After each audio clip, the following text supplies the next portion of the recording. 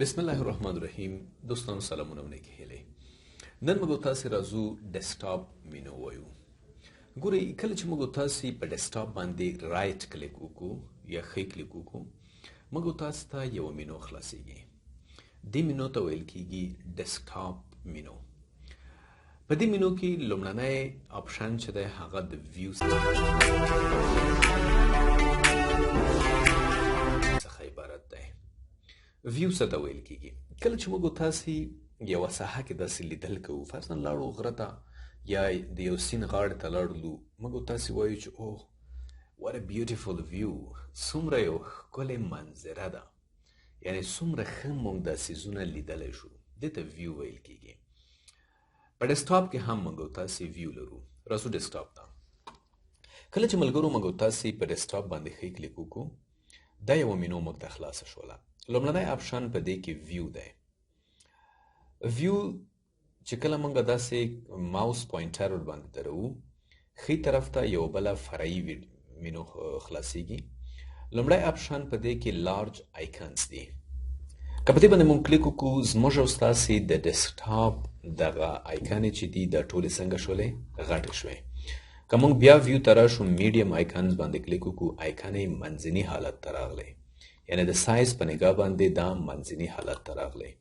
که موږ بیا ویو ته راشو سمال آیکنز باندې کلیک وکړو آیکنې بالکل څنګه شوې؟ کوچنۍ شوې.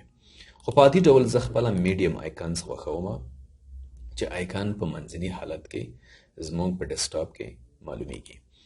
په ویو کې ځینې نور آپشنونه هم دي. آټو ارینج آیکنز. آټو که چیرې موږ تاسې په کمپیوټر کې یا یو کتاب د کمپیوټر په اړه باندې مطالعه کوو یا یو بل کتاب مطالعه کوو خو آټو لفظ پکې ذکر شوی دی. د آټو مطلب دی اتوماتیک، یعنی اتوماتیک راخیستل شوی دی، په لنډ ډول باندې لیکل شوی دی آټو. نو آټو ارینج ویل کیږي برابرولو ته. صحیح ده؟ آټو ارینج آیکنز. زموږ ستاسو وګورئ د یو آیکن ما دلته راوستله، بل آیکن مې دلته راوړله. د آیکنې زموږ په ډیسکټاپ باندې ټولې غیر منظمې دي. که زه د یو آیکن تنظیموم طبیعي خبره د وخت نیسي، خو زه غواړم چې د ټولو آیکنې په یو ځل باندې ترتیب شي.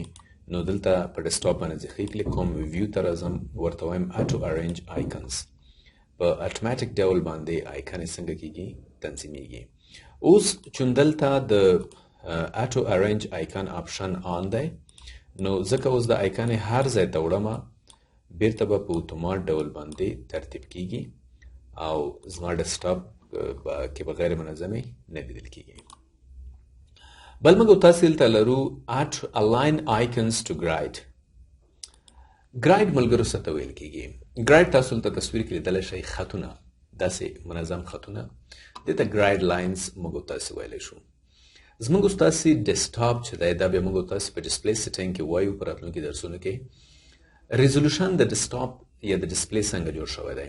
پکسلې موجود دي په عمودي او په افقي ډول، هاریزنټل او همدارنګه په ورټیکل ډول باندې پکسلې موجود دي. دې پکسلو خپل داسې لاینز غوندې جوړ کړي دي چې هغې ته ګرایډ لاینز ویل کیږي.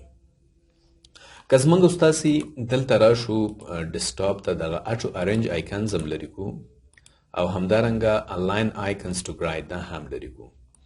د آیکنې وګوره دلته موږ تاسې داسې یو څه غیر منظم ږدو. وګوره یوه مو یو ځای کې کېښودله، بله مو بل ځای کې کېښودله. صحیح شوله؟ یعنې په لاین باندې برابرې نه دي. خو که چیرې دلته موږ راشو الاین آیکنز ټو ګرایډ ورته انتخاب کړو، ګوره دا آیکنې په دې لاین باندې برابره شولې، دا آیکنه د لاندې لاین باندې څنګه شوه؟ برابره شوه. که بیرته موږ ورته راشو آټو ارینج آیکنز باندې کلیک وکړو بالکل ټولې په منظم ډول باندې بیرته ترتیبې شولې. بیا ویو ته راځو شو ډیسکټاپ آیکنز. دا آپشن اوس انتخاب دی. که دا موږ ډیسیبل کو نو تاسو وګورئ زموږ او ستاسې ډیسکټاپ باندې چې څومره آیکنې موجودې وي هغه ټولې ختمې شولې. ختمې شوي نه دي په حقیقت کې، خو هایډ شولې، پټې شولې.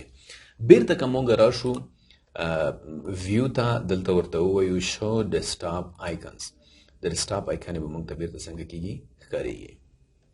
دا ملګرو زموږ او ستاسې یو کوچنی درس د ډیسکټاپ مینو کې د ویو په اړه باندې، یعنی دلته موږ تاسو د ډیسکټاپ باندې چې کومې آیکنز موږ تاسو معلومیږي دا آیکان یې داسې په منظم ډول باندې موږ څنګه ترتیبولی شو، د دوی ویو څنګه موږ دا لیدلی شو، دا ټول موږ تاسو په نن درس کې زده کړه.